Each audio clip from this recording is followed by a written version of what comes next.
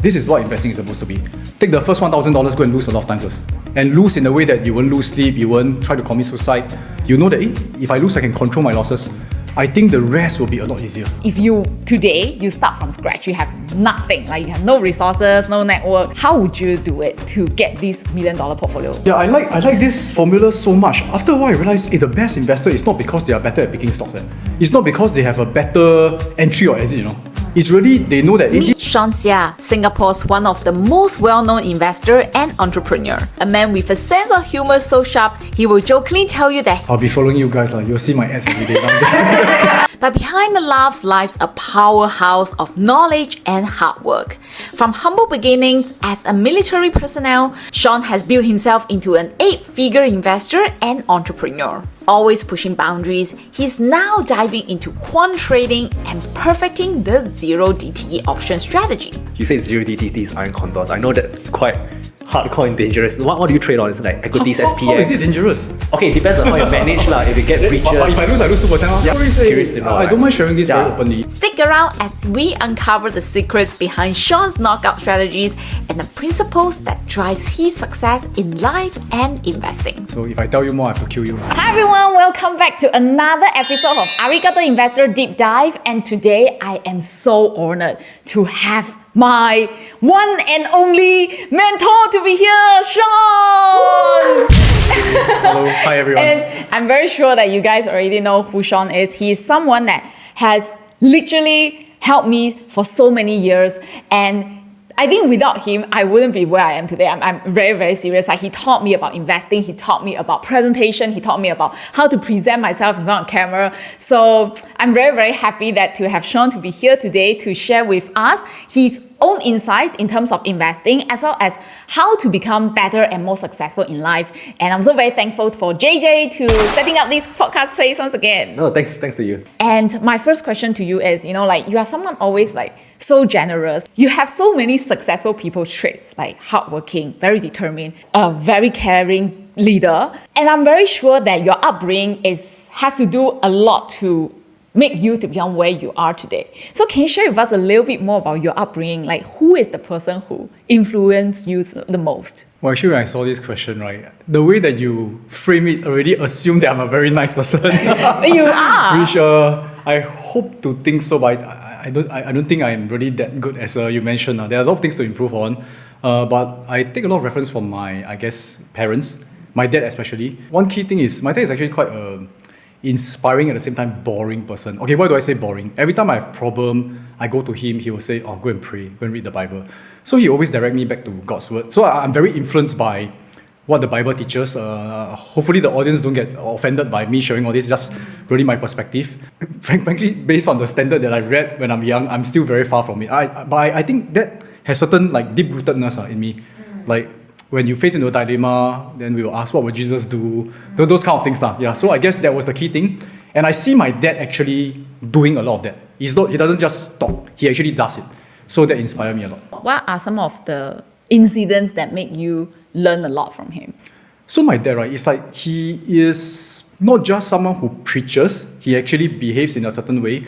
One very key portion and incident that I remember that was very clear to me, again, this may go into a bit of religious realm if you all don't mind. It was when his group of friends, one of them, the daughter was getting married, and she is supposed to be converting from a Christian to a non-Christian because of the family background. So it was a very sad thing for Christians, correct?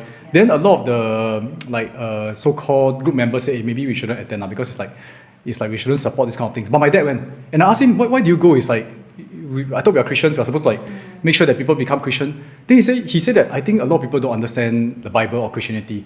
The main thing is love, loving your people, loving your friends, loving your neighbor, loving God. And when someone is getting married, what is the best way to show love? Is it to don't attend, make the person feel lousy, or to be there for the person? And he makes me realize it is not just reading the word and being very dogmatic about it, but really truly living it and learning to love people, which is not easy, by the way. It makes you go into very difficult situations. Yeah, and I'm pretty sure he probably also faced a lot of pressure back then from all the other people who were probably against this idea, but he's there to show love. That's the cool thing about my dad. It's he cares about what people think, which is something I also hope to learn more and more from him. He really okay, what you think of me is not my business.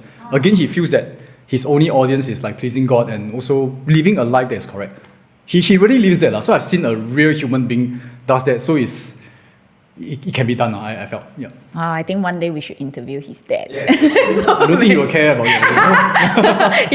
He doesn't want to be in front of camera. Today, right, a lot of people also see you to be very successful, being a role model to many people. And I'm also very sure that the journey is not easy. From you starting from zero, you used to be a civil servant serving in army to eventually, coming out as an investor to eventually quitting your job and setting up your own business. What was the journey like your $1 million journey? Do you still remember that feeling when you suddenly saw, oh my God, I hit Okay, so do I still remember? He's only 28 years. It's many years ago. So, okay, I first started got motivated to learn about financials is really when I got married. I still remember the moment I decided, hey, I really want to learn about investing, learn about making money, was when I was back from my honeymoon. Because I married my wife, and when we were on the way back, right, I was thinking, hey, tomorrow I have to go back to work already. Then and my work hours is very long. Because in the military, okay, by the way, I'm not bashing the military. I love this place. And please sign on. Okay. He served. Until today, he served. Okay, I still volunteer. Amazing. I still volunteer for NS. Are you a CEO or OC? No. I'm in the HQ division. Okay, yeah. okay. So if I tell you more, I have to kill you. No, just kidding. But when I was looking at my wife, I remember she was sleeping on the plane. Then I said, wow, tomorrow, the next time I see her will be back at night. Then it will be very late. And this will be my life for the next 5, 10, maybe 20 years if I stay in the career. But that was my imagination. The army practiced a lot of work-life balance. Okay, so do consider that as a career. So politically correct. No, it's not. I truly believe in it. So if my children say they want to sign on, I will say go ahead. I learned so many things that I took for granted. I realized, like even certain leadership traits and things like that. But back then, I was thinking, I really want more time with her. I don't want to have so much time locked in the career. So that was the initial spark. Then I began to learn how to invest, and I mean, the next push was when my son was born. Wow, even more motivated, and make a lot of mistakes along the way. Wow, really, you thought you know, but you didn't know. It's like you think that investing very simple. Then you start to make money, become overly confident, then burn everything. So that was the journey. I remember more of the painful part. I don't know why. I remember all the part I lost money. Then the making money one is like, after a while, okay, I'll just make even hit millions. I also never go and calculate when hit millions. But I do know that, the finances enough to quit my job. So I eventually left my job. How long did it take for you to be able to financially well off to quit your job? About 7 years. So 2005, I started dabbling into it. Went to actually learn all over the place, test out different strategy. When I say test out, it's not really test out. I jump from one strategy to the other strategy because how come this one is not working and then keep jumping. And I guess it almost took me maybe 2-3 years to start to become a bit more stable. And I think it's stable, then drop again. It's up and down. Then probably after 7 years, then I realized, there's a certain consistent way to make certain income. Yep. If you can turn back time, will you do it differently? Or you will think that actually these 7 years of testing and learning is what truly makes you who you are today? Yeah, as what you mentioned, we all think that we could have done it differently, correct? I mean, we should actually learn from our mistakes. But when you go back there, again, based on that age, that mindset, that time frame, even if I give myself what I know right now, probably I will go and do something stupid again. I'll go and very slowly. Is there a faster way to make money faster than burn? So definitely I will, if I can have the kind of experience and maturity back then, definitely it will be different. But interestingly, techniques, strategies, all this doesn't change that much. It is a lot about, in my opinion, position sizing, a lot about managing the portfolio as a whole, not just individual stocks. So when you're talking about portfolio sizing, position sizing, what is your advice to investors? Okay, so you must be able to tahan, or you must be able to lose enough to find out what is happening. So you must lose enough and be able to survive until you eventually realize, this is what it means. This is what value investing means. This is what ETF investing actually means. This is what it means when the market draws down. Then you will be able to become more consistent. But you must have the ability to lose enough times. So you must go a bit. You want the scientific way? Actually, I'm wearing a t-shirt. So this is the Kelly's criterion. Sizing is everything. Yeah, I like this formula so much. After a while, I realized the best investor is not because they are better at picking stocks. It's not because they have a better entry or exit. It's really they know that this entry gives me highest chance, I will actually put more. It is allocation. That's what the portfolio manager does. The trader execute the trade, but the portfolio manager say, okay, this one allocate 2%, this one 5%. This one is, in fact, pretty basic yet advanced. I was reading through, I jump a bit, reading through the Turtle Trader again. It's a story about this guy who bet with his friend, say, I believe everybody can become a successful trader. And his friend, William Ackman and Richard Dennis, yeah, correct, these two guys. So they bet against each other. They say, cannot be lah. You think everybody can be trader? He said, can. He put a newspaper article, people came, he chose 14 of them from various background, demographics, trained them for 2 weeks, and within 5 years, I think all of them make millions. Huh? Really, you read about it. Oh my gosh. And I try to dig what is their method. Their method is so simple, 20-day breakout. But after that, I saw one exclusive interview. One of them, I believe it's called Jerry Parker, one of the 14 of them. He mentioned that out of the 2 weeks, right, in fact, 14 days, right, there's 12 days they only learn one thing, position size. They learn how to risk manage. Last 2 days, okay, 20-day breakout. So I believe that whatever technique they use doesn't matter one. It's the position size that matters. This is my opinion. How did we come to this topic? Okay, did we... Principle of investing in your Yeah, shirt. principles of investing. Do you make that shirt?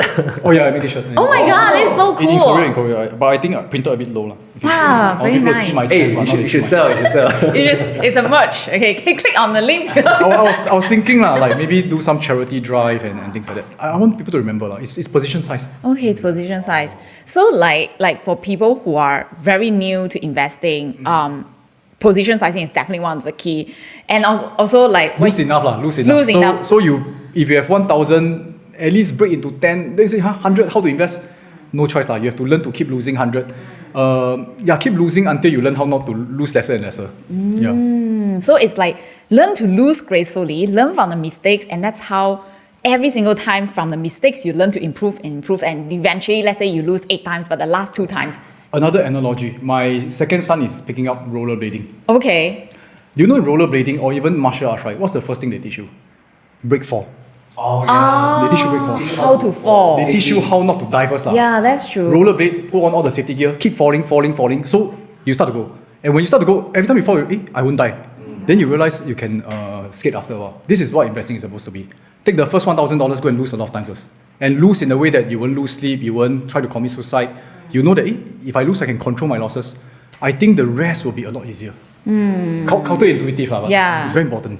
Yeah, it's about inversion again, like the principle of inversion, right? Charlie Munger, yeah. Yeah, Charlie Munger. So for yourself, right, like there's so many people who actually want to get rich quick. Do you think it's possible?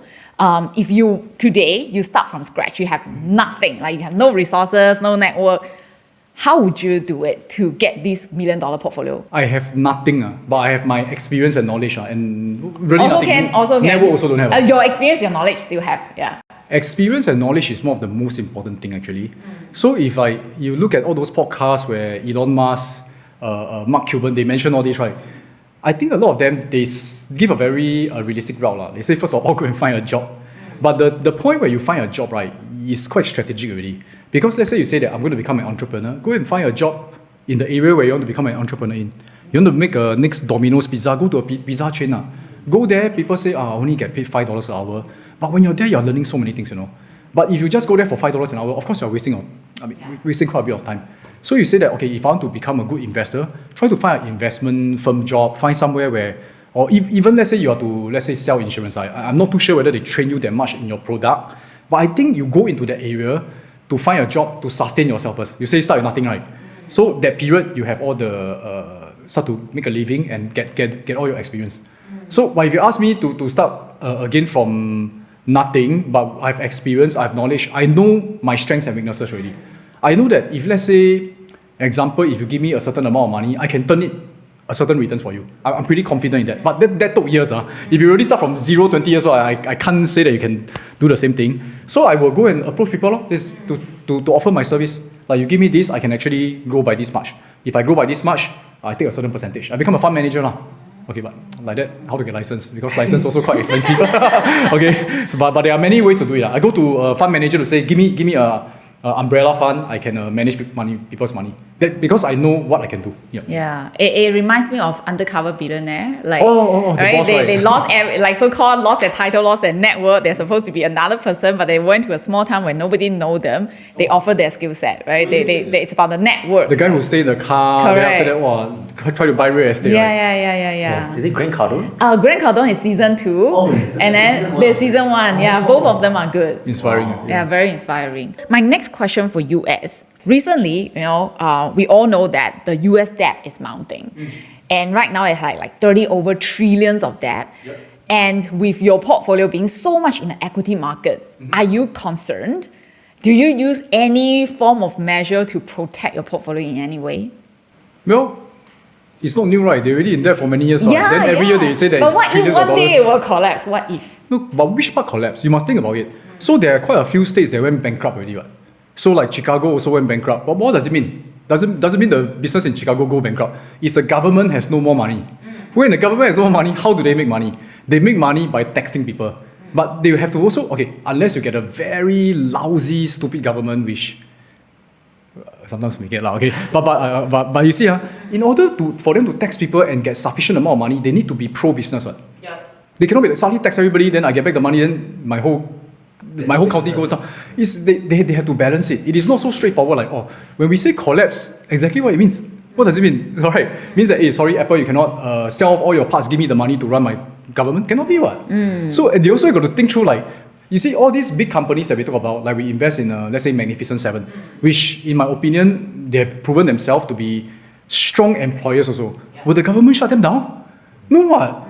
If you want to shut down, also shut down those that cannot make it, struggling. And if I shut them down, and usually during crisis, where things go into bad shape, it is the strong that survive. So the weak one is gone. So if you have invested in strong companies, your portfolio become higher. No? So if you ask me in the long run, am I scared that the equities that I hold all go down and things like that?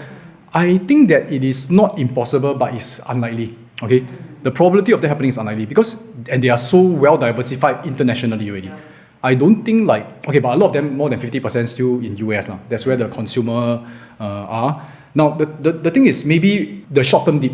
If let's say market crash, and then for the 2-3 years before they recover, what should we do? I use very simple ways to protect it. I use this thing called trailing stop loss, which I think, I don't know when is this podcast going to be released, but upon recording, yesterday dropped by 3%, boom, a lot of my stocks got stopped out. So make a lot of realized profit. They've been making up. So a lot of realized profit, and I'm fine with it. So what I'll see is wait for the indicator recover, go up, then jump back in. And it to me doesn't make sense. The whole, but the market never makes sense. The whole entire market drop to me is if they read carefully, the whole Fed and all that, they expect higher inflation. And how do you drive higher inflation? It's better economic data, better businesses. Business won't increase price if let's say customers can't afford. So if let's say everything is better, that's why they want to control the interest rate, don't cut so fast. Actually, it's good what? But people who are very scary, boom, drop. Illogical. That's the best time for me to say, but I'm not going to jump in immediately. I'm going to this is my initial thesis. Then just take a look, let's see what happens. How do you train that emotion stability? Do you have any advice for people who get it faster? Is it possible? I watch anime called Jujutsu Kaisen. They're quite funny. I don't know whether you watch Jujutsu Kaisen. My son introduced to me. When you talk about training emotional stability, I just thought of one particular scene. The teacher was trying to teach him, and he made him watch a scary movie and things like that. So every time he feels scared or all that, right, there will be a guy who punch him. But I mean, in terms of myself, if you see, I think last time we also talked about investing is 3M. We have the method, which is which stock to enter, entry, exit rules, all these people most interested in one. So if you sell a course on that, everybody will come. Then the second one is actually money management, which is position sizing. Last one is mindset. Actually, 3 is interlinked. If you actually have a strong method, you know that my entry, exit rule very clear. You have good position size, which if market crash, I also lose this amount only. Then your emotions won't be that affected. So I see my investing, I use this analogy which I don't really like a lot because I don't encourage gambling. But I see myself like the casino. Casino, right? I put a jackpot machine there. When someone pull and then suddenly the guy win 1 million, do I go to my office and cry and feel like committing suicide? No what? I will go there, pop champagne for him, take photo and then say congratulations, please come back some more. No. Because when he comes back, Then he'll lose. Yeah, but the thing is, he actually make 1 million out of me. Means that I'm losing 1 million. But am I worried? No lah, because I got a few billion lah. So with your jackpot machine, make sure that when people pull and they really win the jackpot, you don't lose until you have to close down a casino. But you cannot say that every day you have to win what. Then how to run? Who will come to a casino if every day nobody win jackpot, nobody will come what? So treat your whole entire investing like this. Sometimes people win, clap for them lah. Okay, today I lose let's say 5% of my portfolio. Okay, for them. It's okay. Continue to run. Yeah, but the whole entire portfolio must be strategic, must be in a way that every machine you put down there, actually the expected value in the long run for you is positive one. Do you always have certain percentage for cash or allocation that say, okay, this amount of cash, I will not put it just for safety purposes? Do you have this kind of thing? I do not actually. I do not. In recent years, don't have, because I find very good opportunities. So, I mean, recently I began to do a lot more backtesting, quant-driven data one. Then I realized, wow, there's so many opportunities. Last time, okay, because I was also a little bit of a, I wouldn't say regret, but could have learned earlier. So last time I'm very into value-based investing. Yes. Buy good stocks, hold, which does well. Correct. But I can tell you, in some sense, we are very lucky. Yeah. Why do I say it's lucky? Because this method is very, it's already proven by this guy called Warren Buffett, Benjamin Graham. If you have learned from someone else who is not as proven, then you will get stuck in that whole entire Value cycle. trap, How come I never make money? So very proven. Then we invest in it. And this method, well, over the years proven, probably 15, 20, 30%, depending on your portfolio size. And the criteria of this is you have to find value stocks at a good price. But it doesn't always happen. And sometimes value stock good price can be, the good price can be for very long, never realized by the market. So I also add on criteria to improve on that. Then recently I explored into other things like factor-based investing, quant data investing. I realized, well, how come I get stuck in value investing for so long? I mean, I love it, but I could have explored other things. So it's like things like we do like 0DT, iron condor. It's like, wow, every day can make another additional 1%. I mean, it sounds very little. Every day make 1% of your portfolio by risking maybe 2% of your portfolio. Okay. So anything happen, I lose 2% or maybe 5% of my portfolio. But I every day make 1% of my portfolio, like my whole portfolio. And let's say 1 month, I be very selective. I go for maybe 10 trading days. It's 10% a month. So 1 year is about 120%. And last time people tell me this number, I say, wow, must be scam. But later I show you my portfolio. It's like, to me, I also like, wow, really every month I'm making 10%. And I don't lose sleep at night because worst case, I lose 3-4%, just lose. Okay? And the thing is, it is something that when we explore and learn more things, it's quite good. Recently, I was interviewing another guy, which maybe you all should interview him also. So just a few days ago, right? Yeah. So this year I make about 120%. So I was like, wow, I think I'm damn good. Well, this guy make 400%. Then it's like, I mean, there's another higher mountain, right? Then I realized, wow, there's really a lot of things to explore and learn. So exciting, yeah. Okay. Do you mind if I ask, like, so it's the 120% per year your benchmark moving forward? Oh no. What are you happy? Because I think in some other podcasts you also mentioned like 8 to 9% you're really happy. I sense that has changed given your new knowledge, right? For me, I focus on making good decisions.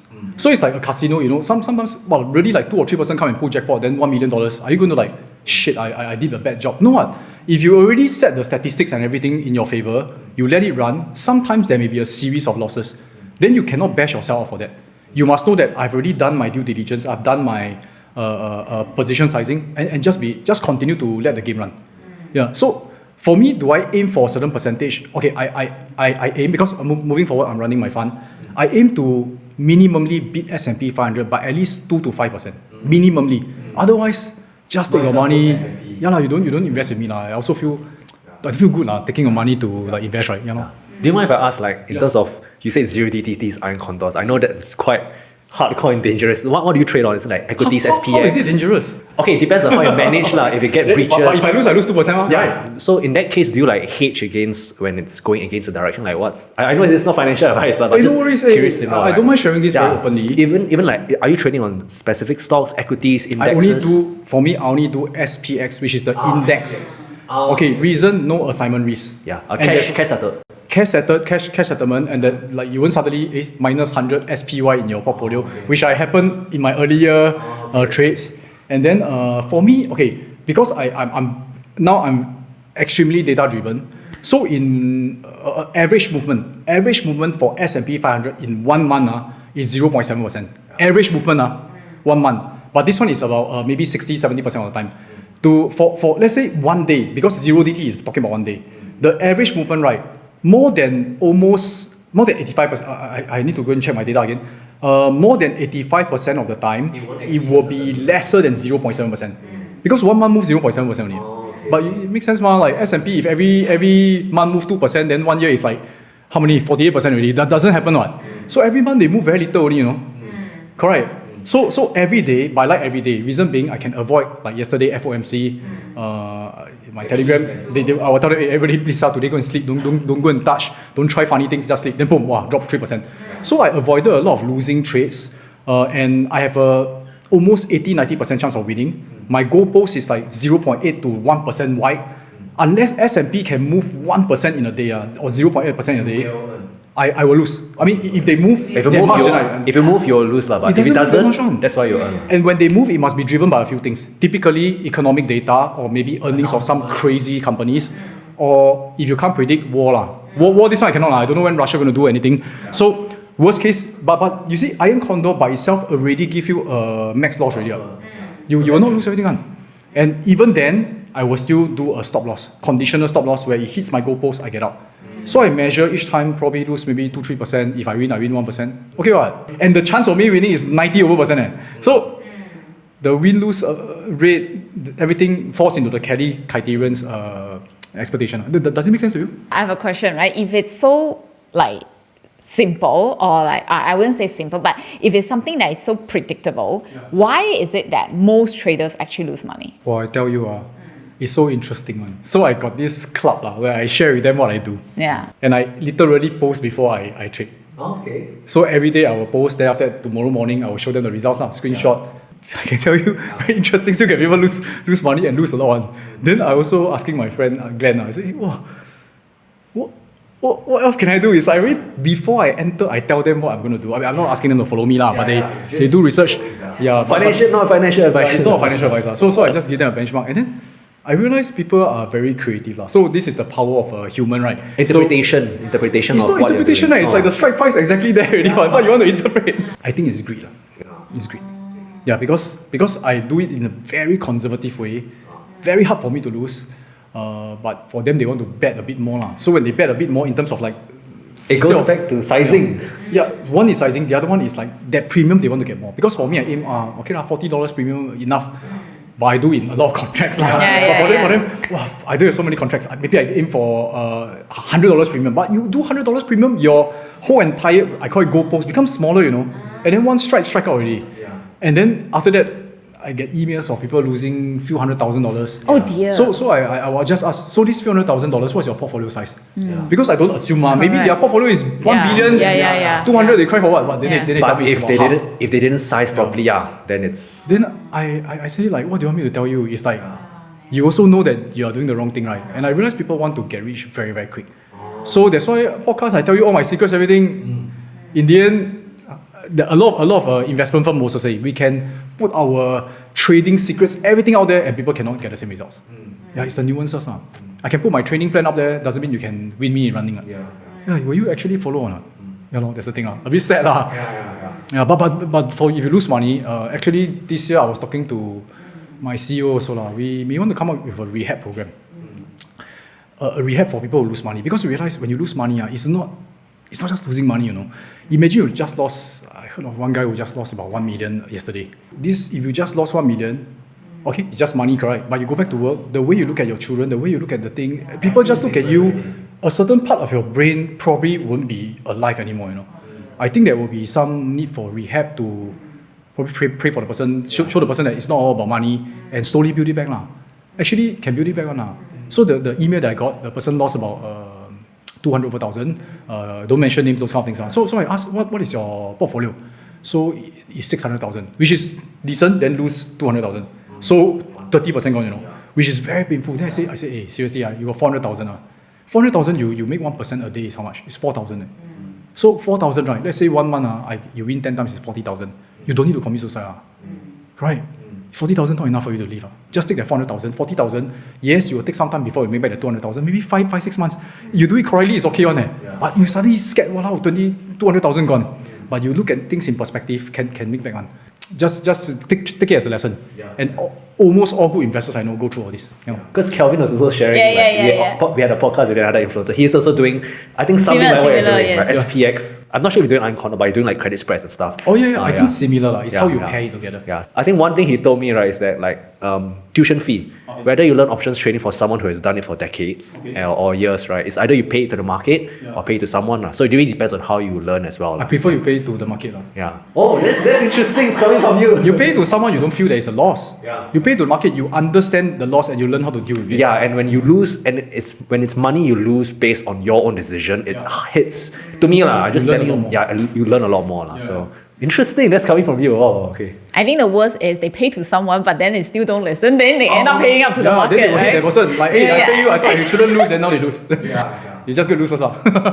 My next question is like, because you have been through so much, right? Like, and your portfolio has actually gone to a stage that it's so comfortable for you to literally can like do nothing, right? So what makes you still want to be so driven in, be it like, is it testing out different strategies? Is it like starting your own business, scaling a team? What is your motivation behind? Actually, I was also thinking, like, do all this for what? Okay, but to me, investing, but you talk about driven, actually, because we have worked together for some time, you know that I'm a very competitive person. When I go to sports, I can go into crazy mode. To me, I think finance world is even a bigger competition. It's very interesting. So I do want to beat the results of some of the firms. I want to be the best. Okay, I don't mind losing. It's like I just want to like keep improving, You want to compete. I like the idea of competing for improvement. Again, I don't mind losing, but I want to have growth. I think growth is very important to me. To become the best version of yourself, constantly. Yeah, a better version. That's right. What have you learned over the last, so many years of setting up your own business, from VIC to VOS to like next level, right? What is your greatest lessons from there? Greatest lesson? Actually, setting up business is a lot about people. It's about managing people, managing yourself, managing your expectations. So, in the end, must ask yourself what you want, right? What you want and what you believe in. For me, again, my roots comes from the biblical basis, where I think that ultimately at the end of my life, all this is you can't take anything with you. It's like when you go back to, for me, my main boss in heaven, he will ask me like, hey, I've given you these talents, I've given you these opportunities. Have you made good use of it? When I say make good use of it, it doesn't mean like you use it to make another few billion, then buy another 10 bungalows. I don't think that's the main purpose. So for me, I learned contentment is important. And I also learned that be contented, but always aim for a next level. Humans are very interesting. I mean, if you go and reflect about yourself, you also realize that you're also very interesting. And sometimes we are not easy to deal with. Okay? Yeah. And I also learned that standing to your principles and also wanting to, let's say, do good. When you do good, right, don't expect anything in return. I think it'll be a lot easier. If you feel that, okay, if I do good, I work so hard, I do this for everybody, they will be grateful and they will be thankful to me. You must understand that they have their own perspective. They are also working hard. They are also like striving hard. And they also feel like, sometimes, how come people don't recognize them? And a lot of this. And I also, be like a mom to a child. Like the mom feel like, wow, I sacrifice so much. How come the children don't understand? But they have their own world, and they also have the struggles that you also don't know one. So I think you continue to do your part and improve, but don't expect the fact that people will really understand you, and don't expect the fact that you may, like they feel like you do good, you get back the good, but it may be a different form. Okay, but if you do it just to improve yourself and know that doing good is for the sake of being good, right, you will be a lot easier. Then I felt that maybe some portions in time I also felt a bit disappointed, felt a bit misunderstood, part and parcel of life. I mean, business is like that.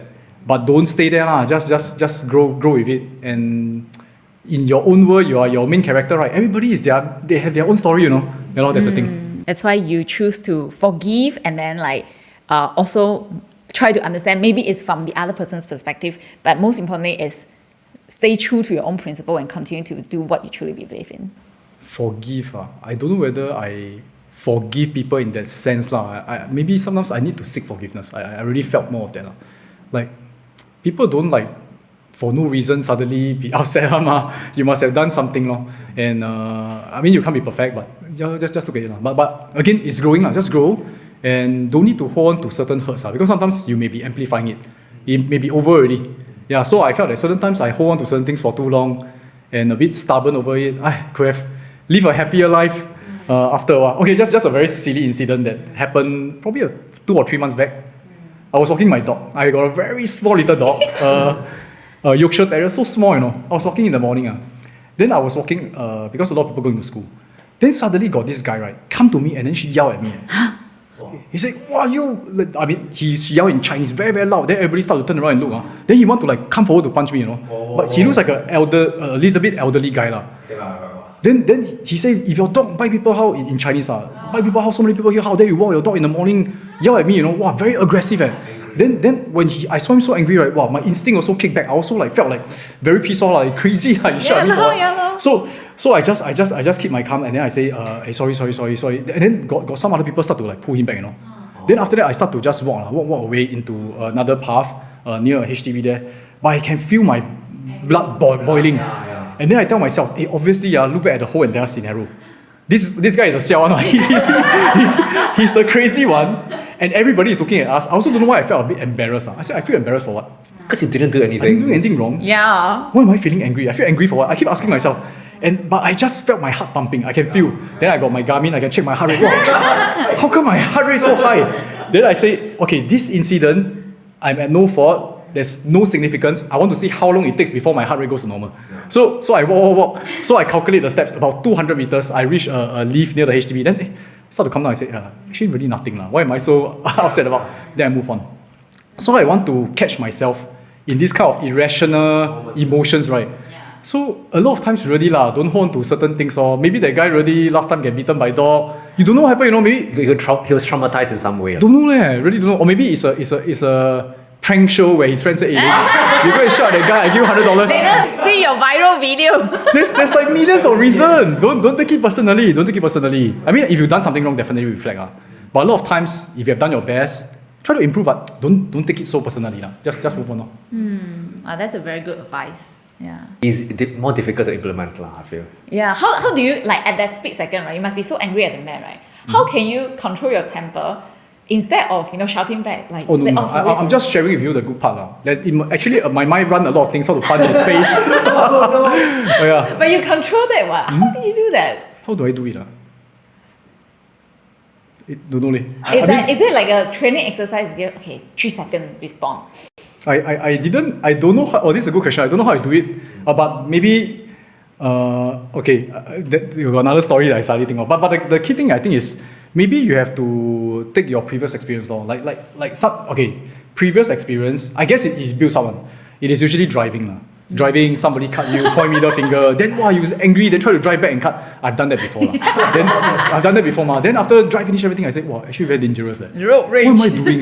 Yeah. So what if I really manage to drive in front of the person? Will the person say, oh yeah, actually he's the almighty, he managed to overtake me, I should. The person will never be able to see my perspective of why you upset with me for what? Yeah. No, when you're quarreling with another person, the person will have their own stand. Don't need to win them because you can never win them.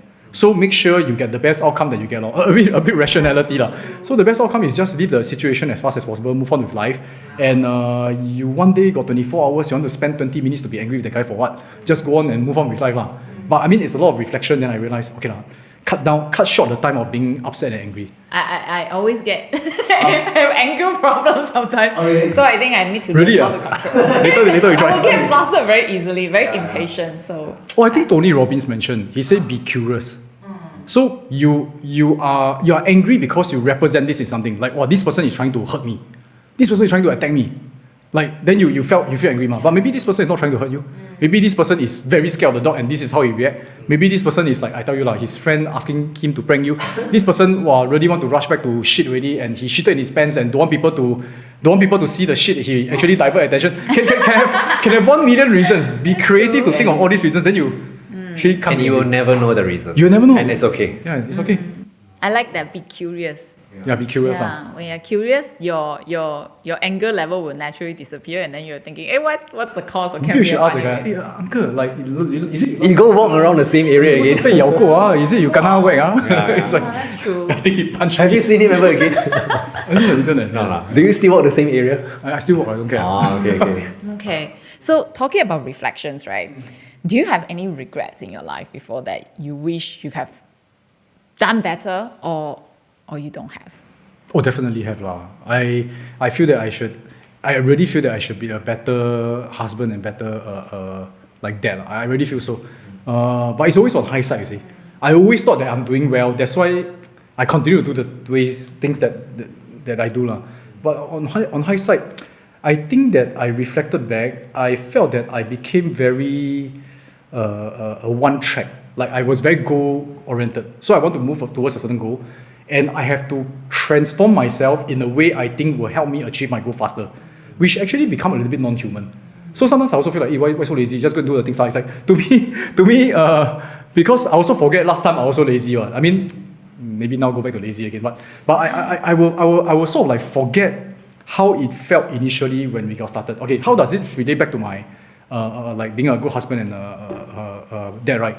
It's because same thing in the family. I will start to do that. I will feel like I become a bit judgy in terms of like, hey, just have a go, just go and do it. Don't need to think so much. Don't need to like do a lot of things. But you know, they're not my client.